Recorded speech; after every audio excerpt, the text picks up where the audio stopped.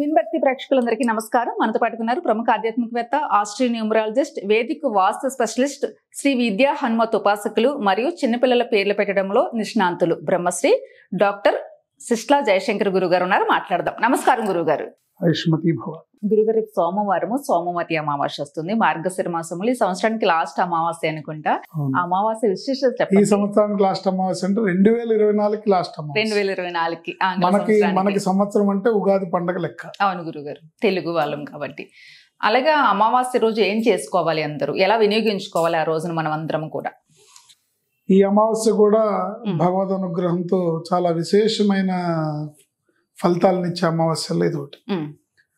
30వ తారీఖు సోమవారం, మూలా నక్షత్రంతో కూడుకున్న అమావాస్య. మూలా నక్షత్రం అమ్మవారికి ప్రీతికరం, అమావాస్య కూడా అమ్మవారికి ప్రీతికరం. ఏంటి ఇది దేవతారాధనకి విశేషమైన రోజు, పితృదేవతారాధనకి విశేషమైన రోజు. ఎందుకంటే మనకి దేవతల అనుగ్రహం ఎంత అవసరమో పితృదేవత అనుగ్రహం కూడా మనకు అంత అవసరం. దేవతల అనుగ్రహం ఉంటే జీవితంలో మనం అన్ని అభివృద్ధి పదంలో ముందుకు వెళ్తుంటాం. బట్ పితృదేవత అనుగ్రహం ఉంటే వంశం అభివృద్ధి చెందుతుంది. కుటుంబంలో పిల్లలు అర్ధాయుష్ మరణాలు లేకుండా, పిల్లలు అర్ధాంతరంగా జీవితాన్ని చాలించకుండా వంశం అనేది పెరుగుతుందన్నమాట. వంశాభివృద్ధి జరగాలంటే పితృదేవత అనుగ్రహం ఉండాల్సిందే. సో ఈ రకంగా ఈ సోమ అమావాస్య చాలా విశేషమైన రోజు. ఈ విశేషమైన రోజుని దేవతా అనుగ్రహాన్ని పొందడానికి, పితృదేవత అనుగ్రహం పొందడానికి రెండింటికి కూడా వినియోగించుకోవచ్చు. మేము పూజలు చేయలేమండి అంటే పితృదేవత అనుగ్రహం పొందడానికి ఏం చేయాలో చెప్తాను. మేము పూజలు కూడా చేసుకోగలం. భగవంతుడిని మాకు ఐశ్వర్య ప్రాప్తికి ఏం చేయాలన్నా కూడా మనం చేసుకోవచ్చు. ఈ సోమవారం అమావాస్య రోజు మూలా నక్షత్రం వచ్చింది. మూలా నక్షత్రంతో కూడుకుని వచ్చింది కాబట్టి ఏ ఇంట్లో అయితే ఇంట్లో పిల్లలు వివాహం కోసం ప్రయత్నాలు చేస్తున్నారో, ఆడపిల్లకైనా మగపిల్లలకైనా వివాహం కోసం ప్రయత్నాలు చేస్తున్నారో వాళ్ళు ఈరోజు ఒక 5 కిలోల బియ్యాన్ని గణపతికి ముడుపు కట్టాలి. గణపతి దగ్గర పూజ చేసి, స్వామి మా ఇంట్లో ఈ శుభకార్యం జరగాలి, మేము ప్రయత్నం చేస్తున్నాము, సరైన సంబంధం దొరికి సరైన వరుడితో మా అమ్మాయి వివాహం జరగాలి, మా అమ్మాయి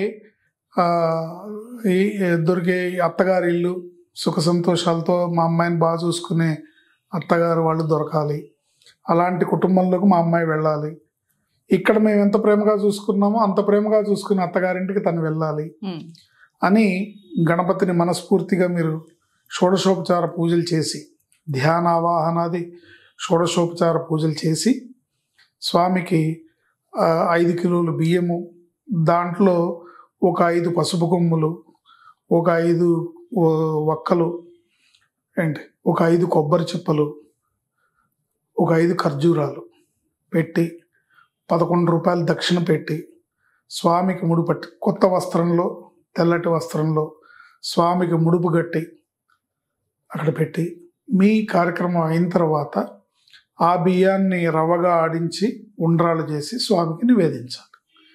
మీ కుటుంబ సభ్యులు మీరే తినండి, ఎవరికైనా పంచిపెట్టచ్చు. ఆ కార్యక్రమం అయిన తర్వాత సంకల్పం ఈరోజు చేయటం వల్ల గణపతి యొక్క విశేషమైన అనుగ్రహం, కుజ భగవానుడి యొక్క విశేషమైన అనుగ్రహంతో తప్పకుండా మీరు సంకల్పించిన కార్యక్రమం నెరవేరుతుంది.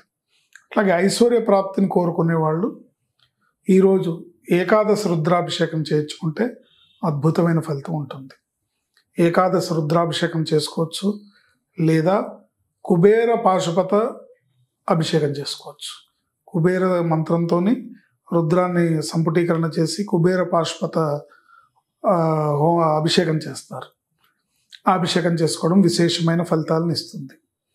శ్రీం నమశివాయ అనే మంత్రాన్ని ఈ రోజంతా జపించుకోవడం ద్వారా ఐశ్వర్య ప్రాప్తిని ప్రసాదించే ఈశ్వరుడి యొక్క అనుగ్రహాన్ని పొంది తప్పకుండా మీకు ఐశ్వర్యం లభిస్తుంది. ఐశ్వర్యం ఈశ్వరాదిచ్చేత్ అంటారు. అంటే మన ఇంట్లోకి 1 రూపాయి రావాలన్నా పరమేశ్వరుడు అనుగ్రహం ఉంటేనే వస్తుంది. మనం కోట్లు సంపాదించినా, ఎన్ని కోట్లు సంపాదించినా ఆయన అనుగ్రహంతోనే వస్తుంది. ఏ రోజైతే ఆయన అనుగ్రహాన్ని కోల్పోయామో ఎలా వచ్చిందో మనకు తెలీదు, ఎట్లా వెళ్ళిపోతుందో కూడా మనకు తెలియదు. కనుక ఎప్పుడు కూడా మనకు కావాల్సిన అత్యంత ఐశ్వర్యకరమైనది ఏంటి అంటే ఈశ్వర అనుగ్రహం. అది మన దగ్గర ఉంటే ఇవాళ రూపాయి ఉండొచ్చు, రూపాయి లేకపోవచ్చు, కానీ ఆయన అనుగ్రహం మనతో పాటు ఉంటే మన జీవితం, మన కుటుంబంలో మన కుటుంబ సభ్యులు, మన పిల్లలు, వాళ్ళ జీవితం సంతోషంగా హాయిగా సాగుతుంది. ఇట్లా ఐశ్వర్యం కోసం చేసేవాళ్ళు ఈశ్వరాభిషేకం చేసుకోవచ్చు. లేదండి నేను అమ్మవారి భక్తురాలని, కాస్త నేను అమ్మవారికి ఏం చేయొచ్చు అంటే లక్ష్మీదేవికి లక్ష్మీ అష్టోత్తరాన్ని 16 సార్లు మారేడు దళాలతో లక్ష్మీదేవికి పూజ చేయాలి.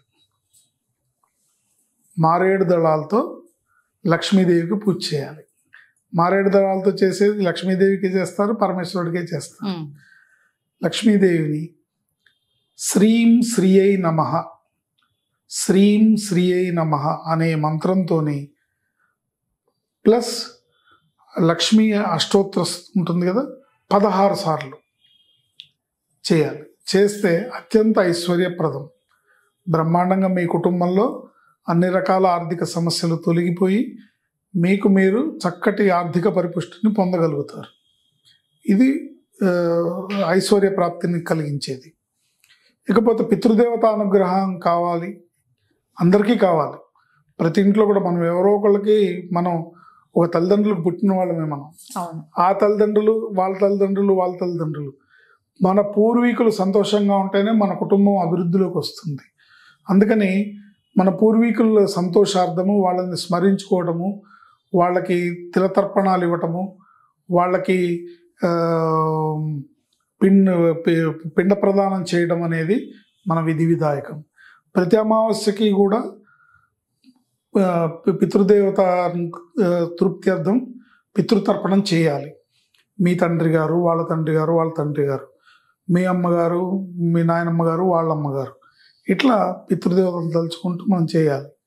మాకు అవన్నీ సాంప్రదాయం లేదండి, మాకు అలవాటు లేదు అంటే గుర్తు తెచ్చుకొని తెలుసుకొని చేయండి. వాళ్ళని స్మరించుకొని వాళ్ళకి దండం పెట్టండి.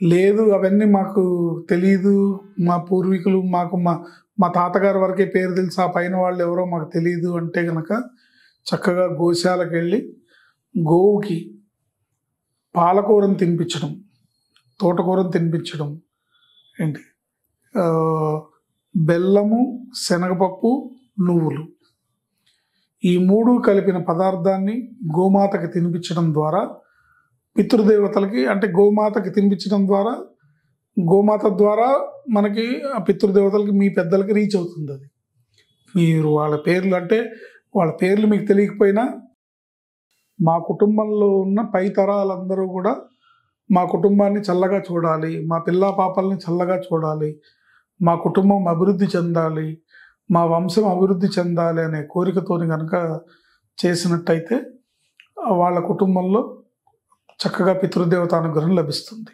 పితృదేవత అనుగ్రహం ఉంటేనే పిల్లలు క్షేమంగా బతుకుతారు. పితృదేవత అనుగ్రహం ఉంటేనే వాళ్ళకి పిల్లలు పుడతారు. పితృదేవత అనుగ్రహం ఉంటేనే వాళ్ళు 10 కాలాలు క్షేమంగా ఆయురారోగ్య ఐశ్వర్యాలతో జీవించగలుగుతారు. సో పితృదేవత అనుగ్రహం అనేది చాలా ముఖ్యమైనది. అందుకు విశేషంగా ఈ అమావాస్యకి పితృతర్పణం చేయాలి. చాలామంది ప్రతిరోజు తర్పణం చేస్తారు. కొంతమంది పండితులు, వేద పండితులు, బ్రాహ్మలు నిత్యం పితృదేవతలకి తర్పణం ఇచ్చే ఆచారం ఉంది. సో మేము కూడా నిత్యం చేస్తాము.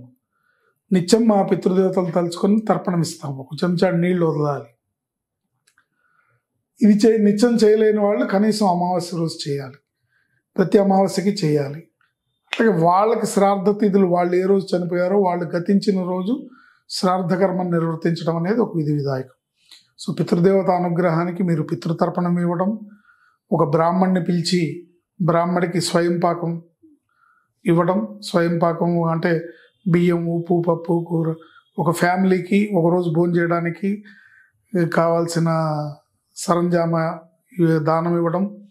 ఆయన కాళ్ళు కడిగి నెత్తిమీద చల్లుకొని మీ పితృదేవతల పాదాలు కడిగినట్టుగా భావించడం, ఇది ఒక పద్ధతి. ఇట్లా చేయాలి. లేదా గోశాలకు వెళ్ళి చేయాలి. లేదా 10 మందికి అన్నం పెట్టి మా కుటుంబంలో మా పెద్దలు మమ్మల్ని అనుగ్రహించాలి అని దండం పెట్టుకోవాలి. ఇలా చేయడం ద్వారా ఏ కుటుంబమైనా ఆయురారోగ్య ఐశ్వర్యాలతో పిల్ల పాపలతో వర్ధిల్తారు. ఎవరికి తోచిన విధంగా వాళ్ళు చేసుకోవడానికి అన్ని రకాలుగా చెప్పారు. ముఖ్యంగా ఆర్థిక ఇబ్బందులు తొలగించుకోవడానికి ఐశ్వర్య ప్రాప్తి గురించి కూడా చెప్పారు గురుగారు. నమస్తే. ఆయుష్మతి భవ.